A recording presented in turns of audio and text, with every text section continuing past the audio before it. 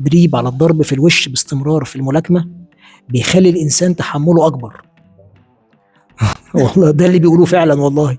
والواحد ما يقعش قاضية بسهولة ويبقى عنده قدرة تحمل أكبر. أنا كنت فاكر كده، الكلام ده صح ولا غلط ولا إيه؟ مين بقى اللي بيقوله؟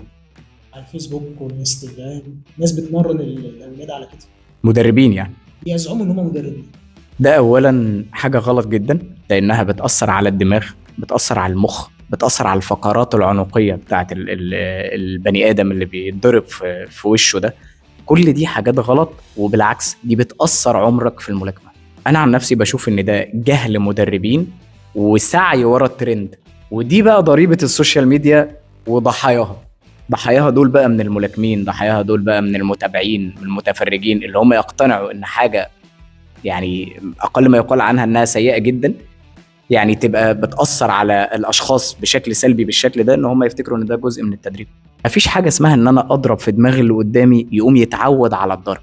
أنا ممكن أضرب بفكرة إن أنا أضرب مع زميلي تاتش خفيف ما أذيهوش يقوم يتعود يتفادى الضرب، لكن يتضرب عشان يتعود على الضرب لا طبعا. ممكن أضرب معاه لو إحنا بنلعب سبارنج، لو إحنا بنعمل كده بنبقى مأمنين نفسنا ولابسين الأوقية اللي هو الهيد جارد يعني، ويكون كمان بتاع السبارنج اللي هو الضخم علشان يشيل الضربات ساعتها. لما الضربات تيجي يبقى هو بيتعود ان لو ضربه جت فيه انه عادي يتحمل. ليه؟ لانه هيبقى حوالي 70% من قوه الضربه طاير في الهيد جارد. انما الفكره ان انا العب واتضرب في وشي ده اذى.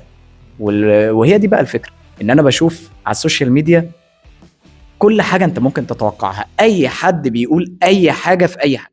عشان كده كل اللي انا برجوه من الناس المتابعين لصفحات الملاكمه انهم يعرفوا الناس اللي بتمرن الملاكمه دول مين، تاريخهم ايه، علمهم ايه، ادائهم ايه، التدريب بتاعهم عامل ازاي، علشان ان هو يبقى فعلا ثقه ان هو يعرف يتعلم منه. واحنا عندنا كوادر كبيره قوي وكتير قوي مدربين كويسين جدا من جميع انحاء الوطن العربي، بشوف صفحاتهم حاجه تفرح وحاجه مشرفه.